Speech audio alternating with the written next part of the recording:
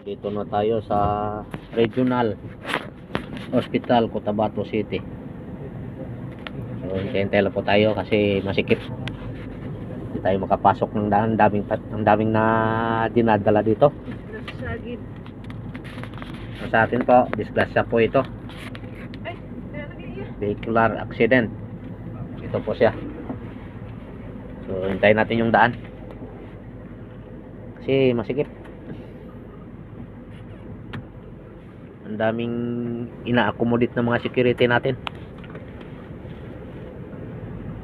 Nagagpot na tayo sa region dyan. Oh, dito na tayo sa hospital.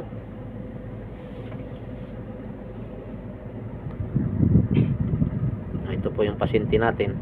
So, antabay lang po natin para ma-accommodate natin yung ating pasyente. Hintay sana may bakante na stretcher na makukuha natin agad. Okay, salamat po at ingat. Kung okay.